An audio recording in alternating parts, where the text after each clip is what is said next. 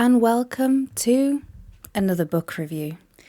Now, this is going to be a little bit different because I've grown tired of my webcam. It was like 20 quid years ago, so I'm not quite happy with it. So this is recording on my phone and hopefully trying to sync up the microphone because I can't work out how to use them both together. So I'll try and sync them in editing. If I can't, then this video will probably be scrapped. So like I said, this is a book review, and this review is centering on I'm finally getting into my Greek mythology shelf, which is, you can see just behind me, it's all this shelf up here with many Greek mythology retellings.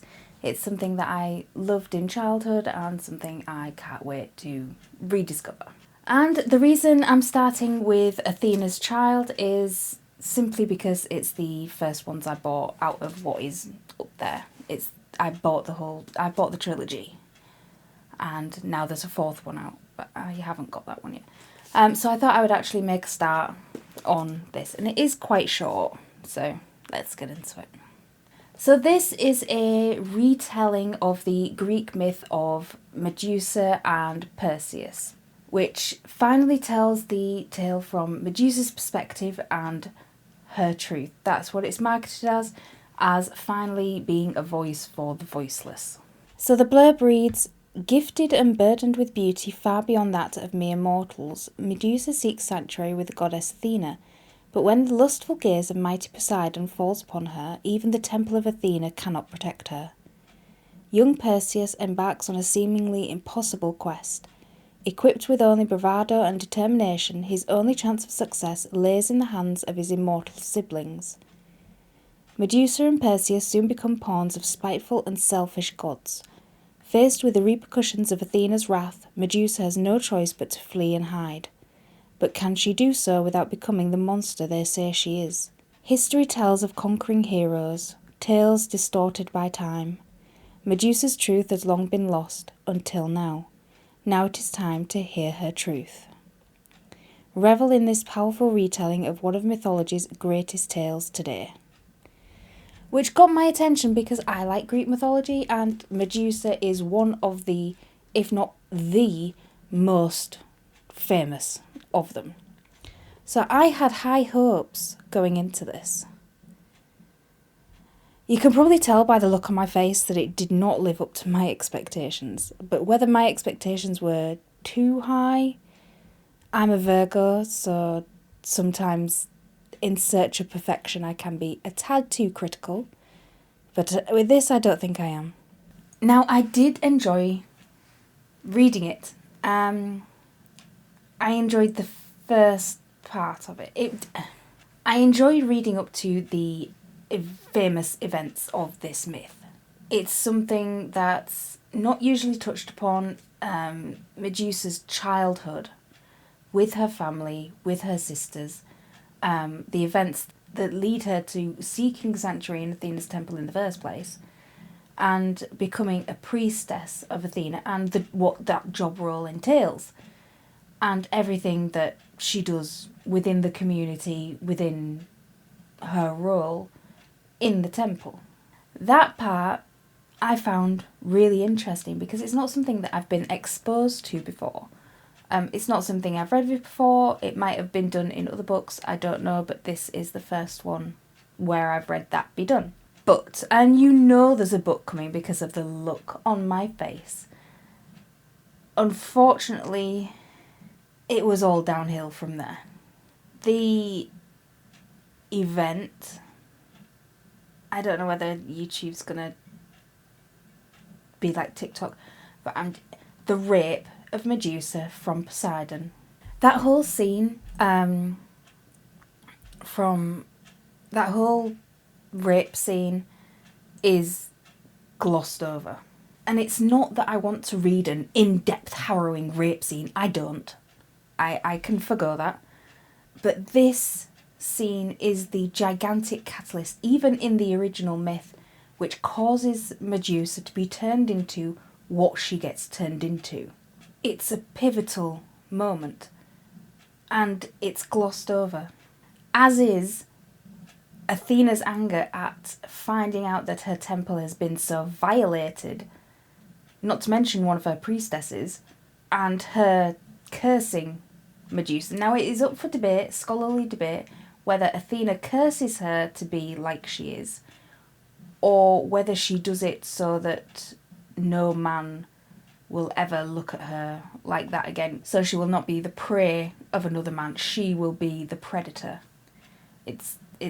And the men will be the hunter, and men will be hunted instead of hunters. That is all up for debate. But in this, it is that the rape, the curse, the anger, it's glossed over in, I think, a page and a half.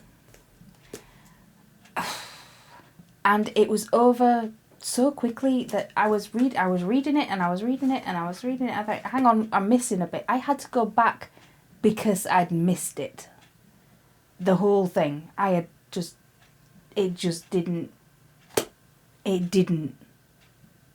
It wasn't dramatic at all. So you would think with a scene like that, there would be the tension build up. Poseidon stalks her. You would think she would notice. You would also think Athena would notice if her uncle, I think he's her uncle, yeah, because she's like the favourite daughter of Zeus. Poseidon's his brother. Would at least have an inkling that there's something not quite right going on. And I would want the character of Medusa to feel that tension. She's empathetic in this. She understands people's feelings. But in that, she doesn't feel any danger. She doesn't feel a tense atmosphere. She doesn't get a sense of impending doom. And you would think that with fleeing from her childhood, being married to as a child, which she doesn't want. I wanted more from a book. And it's not just those scenes that are glossed over. There is a lot that is glossed. I mean, yes, I know it's only a little book, but come on. There are so many disjointed time jumps that have no bearing on the plot. There's no need for them. And you get perspectives from people who have no bearing on the story, no bearing on the original story or the outcome. So why do we get chapters in this little book? Why? And it's got big writing. I don't know whether you can see that. It's got big enough writing. Why do we waste paper on people that have no bearing on this? Have no bearing on Medusa or Perseus? Nothing. And this whole chapter's dedicated to these perspectives. And they don't need to be in there. They really don't. They have no bearing on this at all. Now, it has what some of the other myths don't, because some of the other myths go to direct to Perseus hunting Medusa and killing her and chopping her head off and all the others. Now, this has an interesting dynamic with Medusa and her two sisters. I'm not going to try and say it. I'm not going to embarrass myself, especially with my throat the way it is. That dynamic was interesting because she wasn't the only Gorgon. There were three. That was the point. There was three. She was the main one, and then she had her two sisters. And that dynamic was fully explored. And the way that they try to get around the curse by unaliving themselves, and the slow erasure of their humanity is, I won't say it's well written, but it's good. It's good written. It's better than the rest of it. And you might think that I am being harsh, and I probably am, but I hold Greek mythology quite close. I used to think myself an expert in it because it's all I read, and most of it I have forgotten the deep intricacies of it now. So I'm trying to at least relearn a little bit. But I wasn't hit by the marketing for this when it originally came out. I was hit by the marketing last year on TikTok, I think, when the third one came out, and decided, I think I'll have a go on that. But because I wasn't hit by the marketing for this, I don't have that bugbear with me, because if I was, I would have. Because when I picked this up, it's short, it's got big font, it's bright. I wasn't sure whether it was an adult book or it was more marketed towards young adult, which is what I've found with some of the books I have, and some of them are borderline not. Now, on starting to read this, I have been quite critical of young adult books before, and some I've really, really liked. But on starting to read this, I was leaning more definitely towards the young adult side. But on continuing it, I feel it is barely young adult. It is more children's. Now, on Goodreads, it is labelled as an adult book. It is not. I would say it's not really young adult either. If somebody came up to me and said that this was a children's book, I would go, yeah, I get that. It's short, it's snappy, it glosses over the more harrowing aspects of the myth more than once. And I read this in 2 hours. Marketed as, I read on the back, that it's supposed to be Medusa's truth, that we finally get the myth from her perspective, because all the like retellings, at least the ones that I've read, and the myth itself is definitely on the side of the heroes, because I mean history is written by the winners. We're definitely on the side of Perseus going up against this monster. We don't really get the monster's perspective, even though what happened to her is awful. And this is supposed to be Medusa's truth, but it isn't. It's a snapshot, bullet pointed, of the original myth, with a good chunk of feminism just thrown in for good measure. The myth itself is, I would rather read that than this again. I don't know how, but the characters didn't seem to fit together in this. They just seemed like they were cardboard cutouts of a child playing and putting them together. Kind of. I'm not really explaining it very well, but they didn't flow. The writing didn't flow.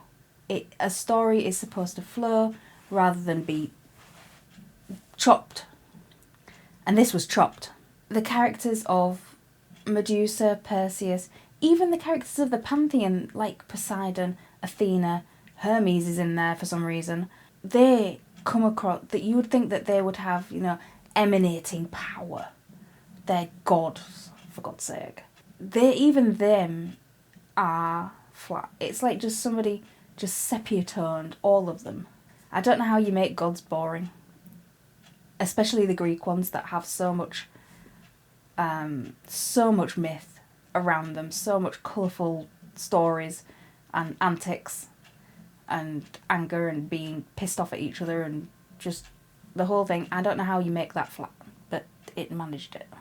And you would think that in this little book, with Medusa being the main character, it's supposed to be her truth after all, that she is the point of view that you would get. She isn't. You get a little bit of her. I think maybe half the book, half of this little tiny book. How many pages is it? It's only like 219 pages.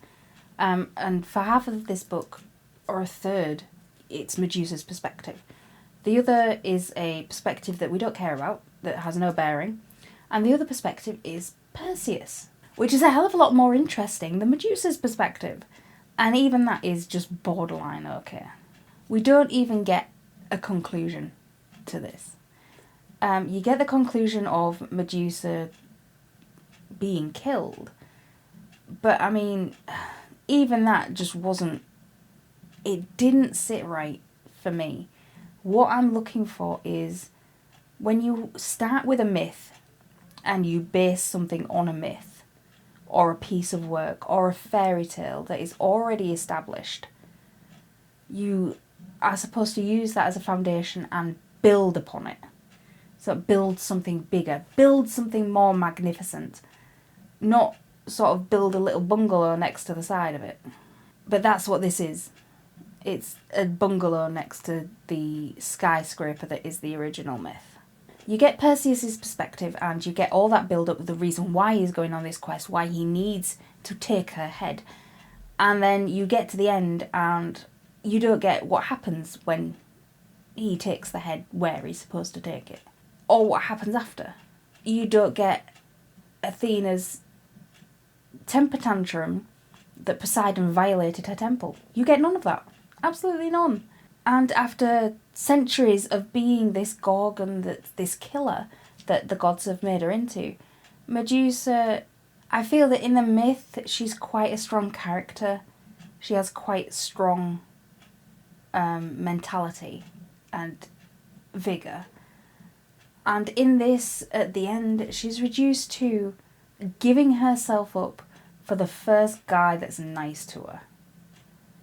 That's how it came across. That's how I read it. And it's like,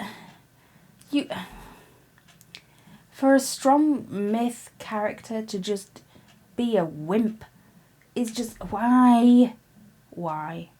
And you could say that, yes, she's, sick of this life and she just wants to do good. And what does he do for her to be nice to him? He listens to her story and he tells one of his own. Is that it? Is that all it took? I was left feeling bereft. And it reads like it's unfinished because it just stops. There's no ending that you would expect in a story. It just ends. That's it. And then we get a little epilogue at the back that is a little epilogue like this at the back that tells me nothing. It tells me nothing about what this book was. It tells me nothing that was it all worth it? No. And you might think I am being too harsh. It is not a debut novel. Debut novels get a little bit of leeway. This is not, but it does not surprise me that the author, before writing this, wrote children's books, because that comes through in the glossing over, the quickness of the plot, the lack of character. But is it an adult one? No. Did I enjoy my time reading it? I mean, it's all right. I liked it enough. I just hope that the other ones are better. I've got another two up there waiting. So I hope they're better than this one, because this one only gets 2 stars from me. And you might say, well, why are you bothering making a video?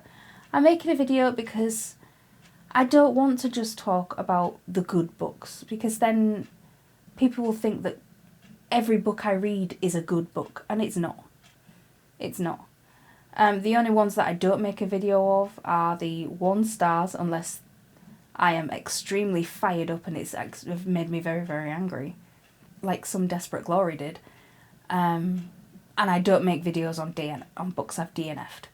Those are only included as a quick mention in a monthly wrap-up when I remember to do one. But as dedicated video on a DNF is not a thing.